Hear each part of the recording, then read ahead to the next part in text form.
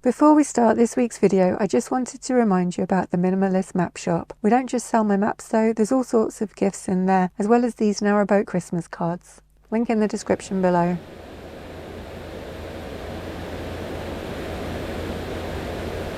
We've made it as far as Lock 4 on the Sheffield and Tinsley Canal. Just 3 more to go and then we're on the home straight into Sheffield. These locks have really heavy gears and gates and it's been quite exhausting getting this far, but we're being supported by a CRT volunteer, which is a huge help. Just above the lock we pass under the railway bridge and its reflection in the near flat water is quite pretty. Into Lock 3, which has quite an unusual footbridge over it. The top lock gates can also be used as a path across the lock, but the solid bridge is probably a lot safer for the moorers in the marina, which is just above this lock. A single narrowboat in a wide lock is always a bit tricky, and there's also a lot of water coming over the gates, which adds to the turbulence in the chamber.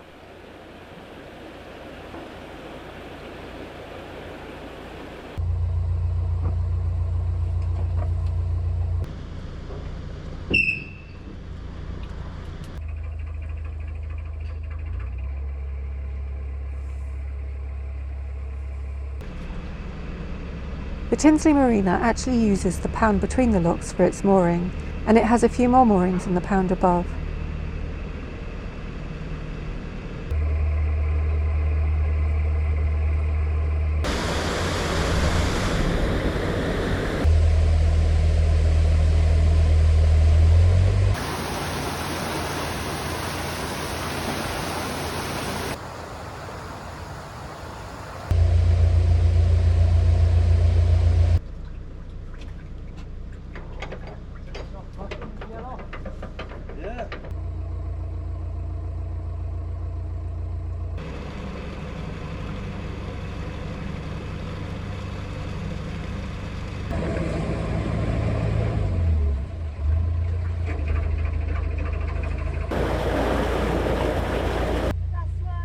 Michael's been taking the centre line to a bollard in each of the locks to help hold the boat still as it rises. In this lock, when he passes the line back to me, I move at the last second and he drops it on my head.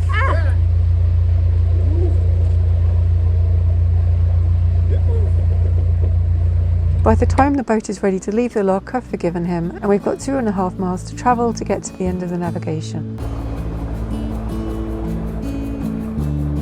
The community boat Ethel is on the lock landing. She's run by volunteers and is based in Sheffield. It's always great to see the waterways being accessed by more people than just private boat owners.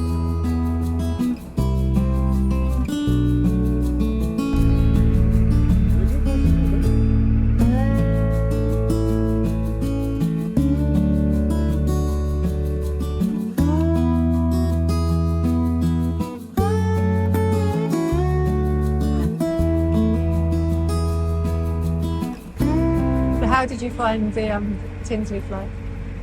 Well, it was really nice. I don't remember it at all from last time. See, I remember feeling unsafe last time, and I remember feeling unsafe this time. Yeah, nice to have the lock keepers. It is, yeah. Just there's a little bit of knowledge about the quirks of the locks. Yeah, because there's a couple of locks where the downstream beam is long enough that you can actually walk it back to the point where it is overlapping, like the curve of the brick ends, and so you could easily just step off. Yeah, you could go down right between them, and I nearly did this time. And to wind the gears, you're standing on a platform over the lock, which always feels a bit sketchy. Yeah. And they're a little bit wide, and they're plenty long enough. I think you can get a 62-foot boat through them. We're a 57. I wouldn't want to be much longer than us, because when all the locks are overflowing in front of you, you don't really want to have your nose in the overflow. Yeah, and for me it's when we're coming back,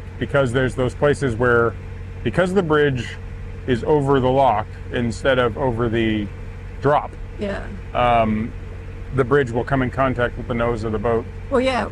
Well, this time I just had to make sure I was forward all the time so that I didn't come underneath it. And it was only really a problem in that deep lock because I had to go back so that the water wasn't coming in the front. Suddenly I came up really quickly and I was like, oh, I need to do it. And I think that's when he panicked as well. Well, because the Swan's Neck gets kind of close to it, and it's like, that could be bad. There was plenty of time, like there was no danger, but you just need to be on the ball. And yeah, when you're going down, the button, I remember it happened last time, the button can catch on the platforms and then Yep. get hung up. Yeah. It's just a bit of a mixed bag, right? It's like some of the bollards that we always try and tie on when we're in a wide lock, especially a wide lock that's mainly got door paddles, not ground paddles. The one that had the ground paddle was the deep lock, which has one ground paddle, but the other ones all have door paddles. So there's a fair bit of water movement and you can shift around, so it's good to have the boat tied on. But the bollards are in kind of odd locations. In some of them, there's like 2 bollards close together, Yeah.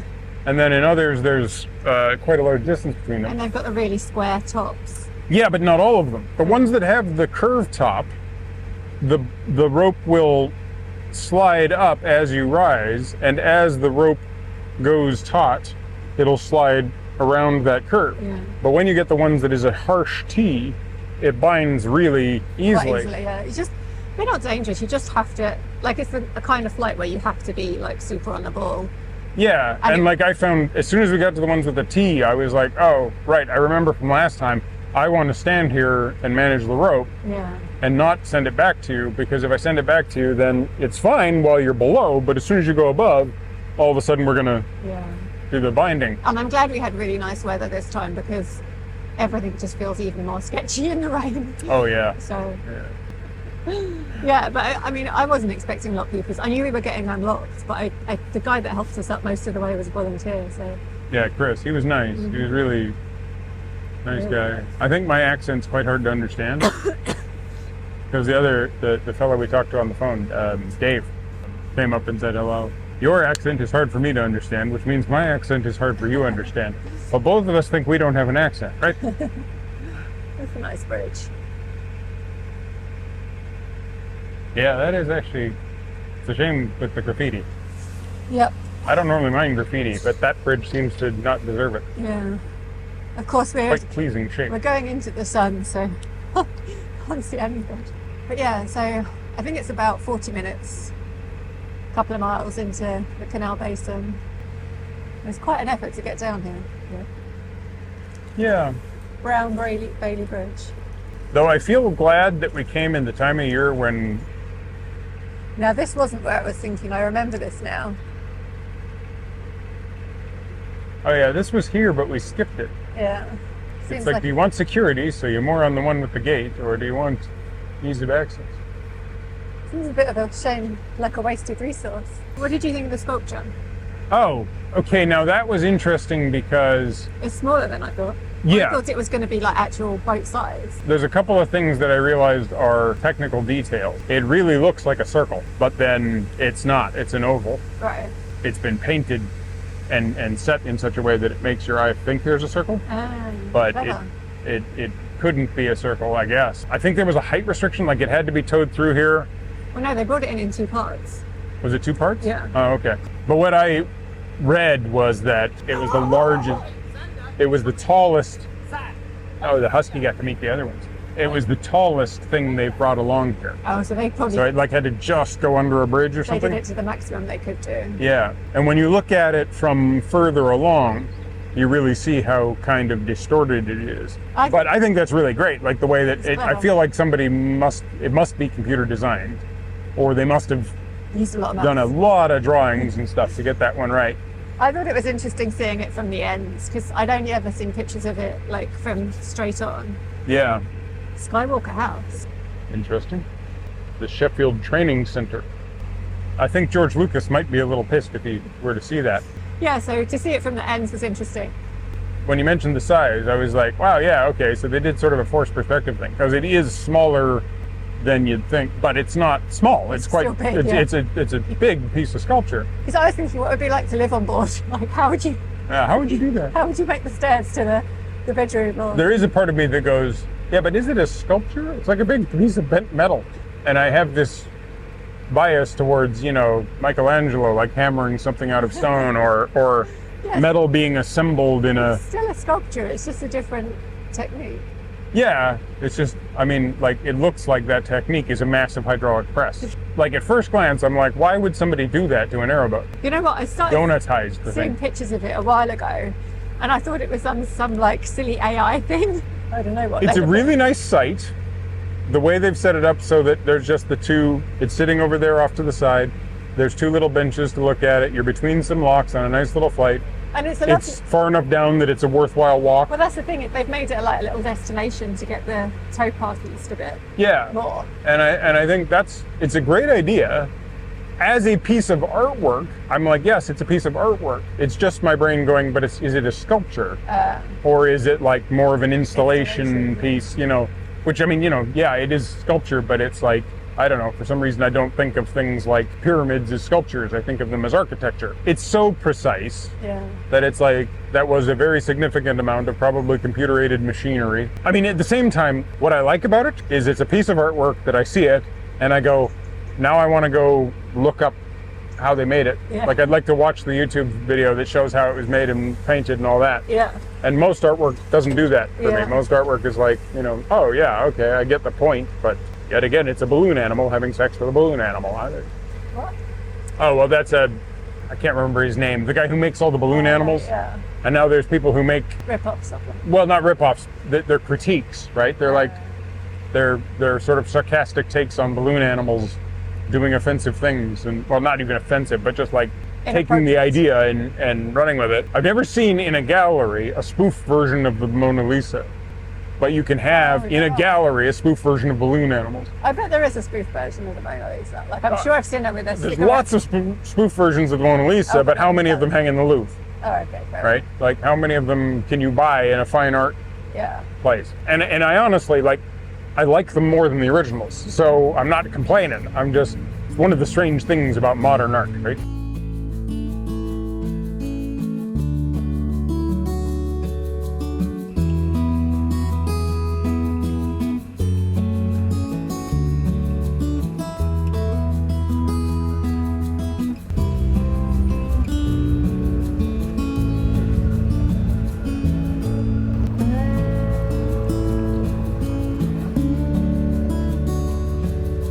As we approach the city, the canal is lined with old industrial buildings. Although most of them are abandoned and ripe for development, I find them quite beautiful in their own derelict way. They're a window into the industrial past of the canal. There's only one wall of this building surviving. The glass may be long gone, but the window frame is intact, and there's something weird but nice about looking through the frame to the landscape beyond. And I can just imagine kids standing on the towpath throwing stones across the water to break the glass.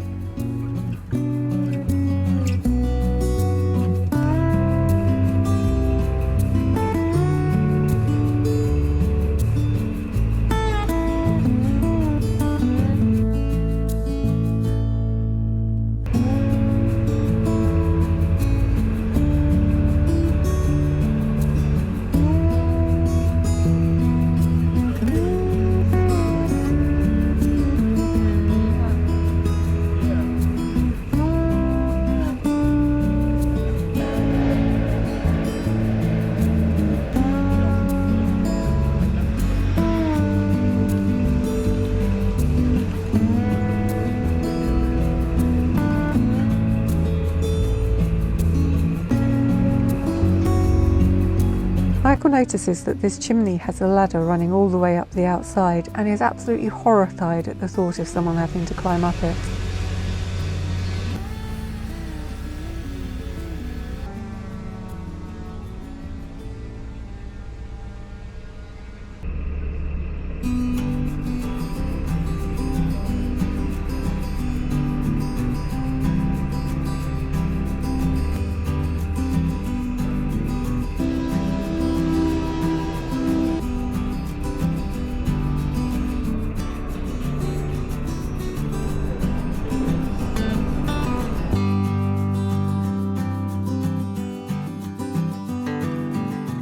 Made it to Sheffield. We made it to Sheffield. Sunny, nice weather today. Like, really, we got lucky on that. Yeah, we were saying because we were last here in the bleak midwinter. It's nice to be here on a sunny early autumn day. The trip from the lock was about 45 minutes, but it was, you know, you don't really notice it. No, and then all of a sudden you see the graffiti and you're in the city. Yeah. So I'm going to edit. Michael's going to run off into Sheffield. I'm looking for Henderson's Relish. What was the play called that you saw? Living at Sky's Edge, I think it is, or something like that. It's all about a apartment block that, now looking around, I don't actually know where it is in relationship to the basin, but I have seen it. It's it was called Sky's Edge, I think it is. It was an apartment complex that was built as kind of a bit of mid-20th century brutalist architecture that was supposed to be the future, and a bunch of people moved in, and the play is about sort of 3 generations of the people who moved in, and then their kids, and then their kids' kids, and the way that, you know, the whole area transitions and goes through economic ups and downs and political changes, and there's 3 elections that happen. It's actually a really good play, but there's a whole bunch of references to Henderson's Relish, which all of the people inside of the London theatre, like this big London amphitheatre, you could tell who was from Sheffield because of the laughter at the Henderson's Relish references. Yeah. All right. Now I still have to find out whether or not Henderson's Relish is vegetarian or not, because I just don't know. Well, you could do a Google for that.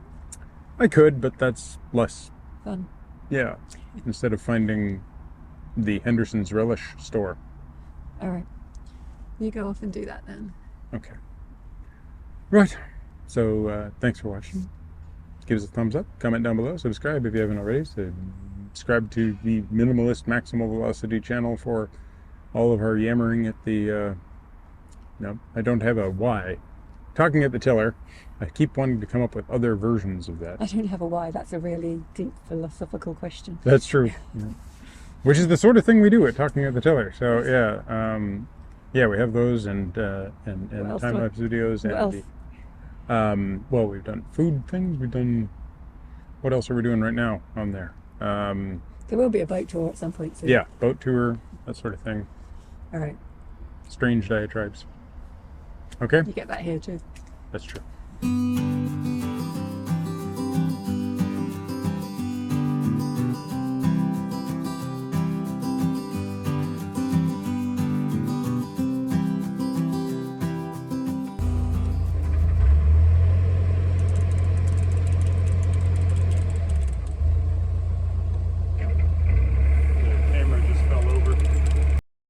Let's not talk for long because you already did that 12-minute thing. Okay. We're done. Bye. Sitting on a windlass. That was all finished.